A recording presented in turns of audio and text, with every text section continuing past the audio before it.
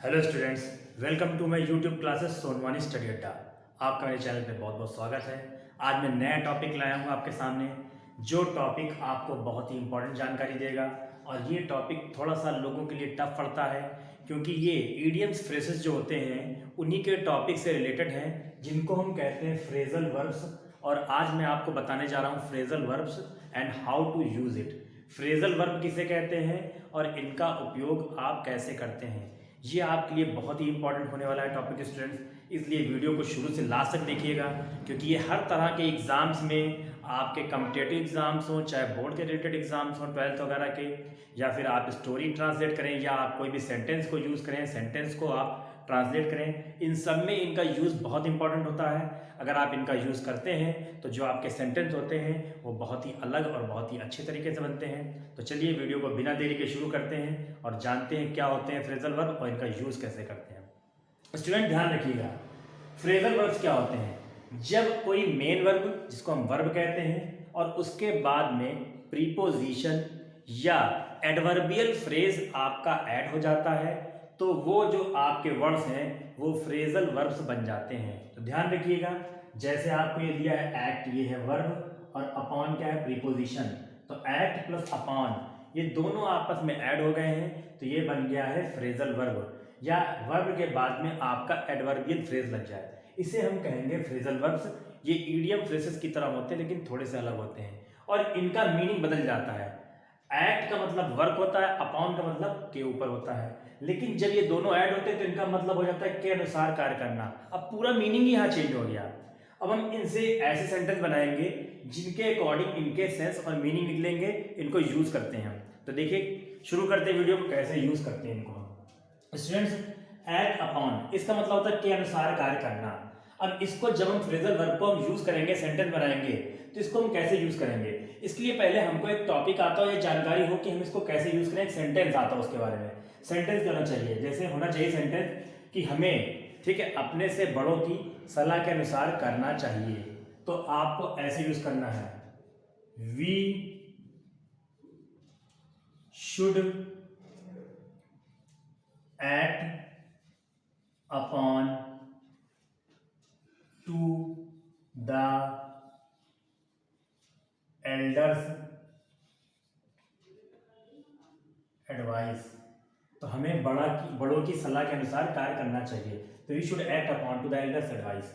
ठीक है स्टूडेंट्स, तो हमें इस तरह से सेंटेंस को बनाना है कि कैसे करना चाहिए। स्टूडेंट, जब भी हम सेंटेंस को एक टेंस में कन्वर्ट करते हैं, बनाते हैं, तो हमेशा इजी टाइप में बनाने की कोशिश करिए। टफ कभी पहले मत बनाइए। आप बनाइए टफ, लेकिन जब आपको कमांड हो तो। अगर कमांड नहीं है, थोड़ा कम कमांड है, तो आप पहले इजी वे में सेंटेंस को बनाना सीखिए, वो सबसे अच्छा तरीका है।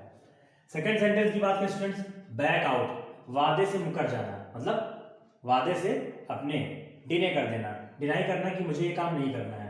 तो स्टूडेंट्स, इसके लिए आप यूज कर सकते हैं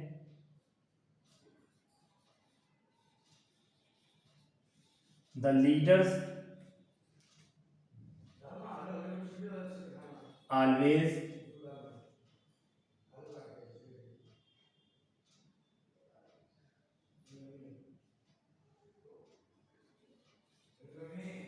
back out to their promise. The leaders always back out to their promise. नेता हमेशा अपने वादे से मुकर जाते हैं। तो ये स्टूडेंट सेंटेंस बन गया आपका। बैक आउट यहाँ पर आगे देखिए, यहाँ पे एक्ट अपॉन आ गया। नेक्स्ट है बैकअप, मतलब समर्थन करना। जैसे आप कह सकते हैं कि मैं किसी का समर्थन करता हूं, या मैंने किसी का समर्थन किया, तो उस तरह से सेंटेंस को यूज कर सकते हैं। जैसे आप कह सकते हैं वी नेवर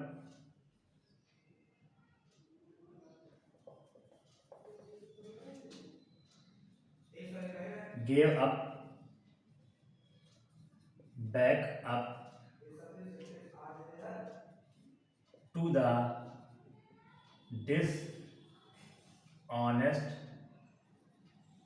मैन या पर्सन। तो we never gave up backup to the dishonest person, मैंने कभी बेईमान व्यक्ति का समर्थन नहीं किया। तो ये सेंटेंस आपका बन गया निगेटिव टाइप में, यहाँ बैकअप आ गया।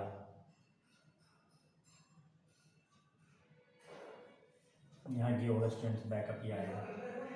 फिर आगे ब्रेक डाउन। ब्रेक डाउन मतलब काम न करना। आप कह सकते हैं this camera is not breaking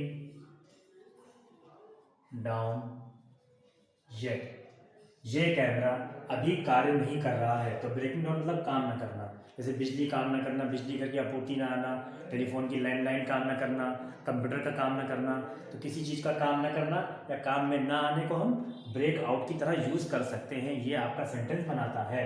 फिर आपका students bring out. Bring out मतलब प्रकाशित करना। जब किसी बुक को या किसी चीज़ को हम पब्लिश करते हैं उसके लिए ब्रिंग आउट का यूज़ करना चाहिए।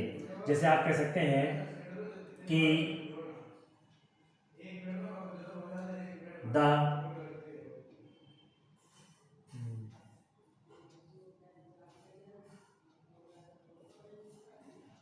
विद्या publication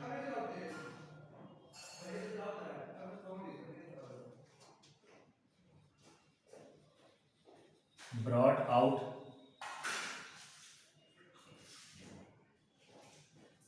its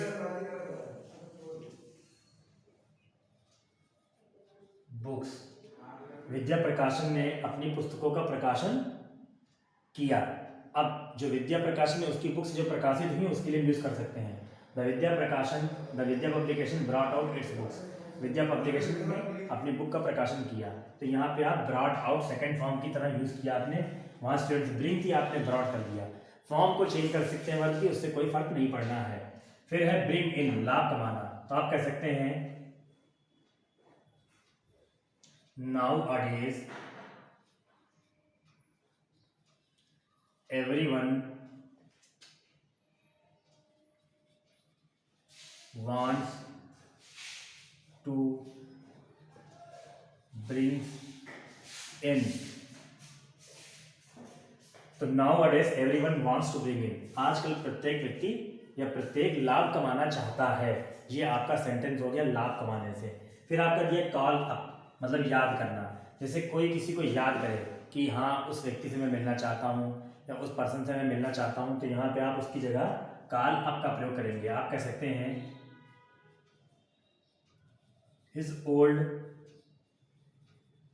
grand father called him up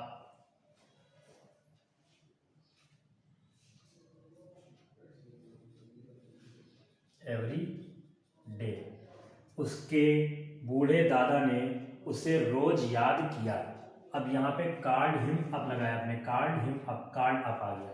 तो उसके बूढ़े दादाजी ने उसे रोज याद किया। ये याद करना हो गया, मतलब किसी को रिमेंबर करना है। फिर है कॉल इन, मतलब बुलाना। जैसे आप कह सकते हैं वापस बुलाना है, बुलाना। जैसे आप कह सकते हैं यहाँ पे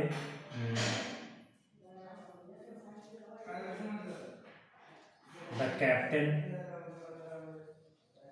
called in to the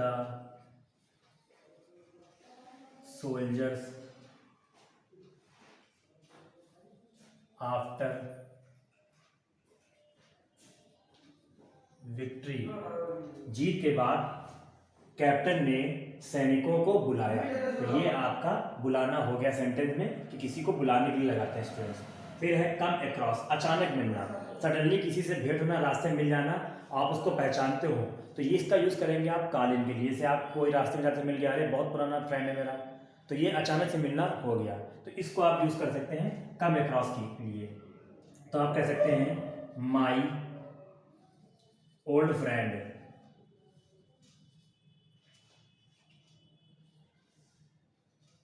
came across me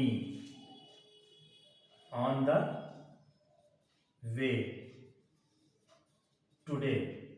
तो मेरा पुराना मित्र आज मुझे अचानक से मिला। आप ये यूज कर सकते हैं। स्टूडेंट मैंने बताया कि सिंपल सेंटेंस को यूज करेंगे हम जिसमें ज़्यादा कॉम्प्लिकेशन ना हो। तो इस तरह से my old friend came across me on the way, मेरा पुराना मित्र आज मुझे रास्ते में अचानक से मिला। इस तरह से यूज़ कर सकते हैं। फिर स्टूडेंट क्या दिया है, कम ओवर, छा जाना। जैसे आप कह सकते हैं अचानक से बादल आकाश में छा गए और वर्षा होने लगी, ठीक है, या अचानक से अंधेरा छा गया। It grew dense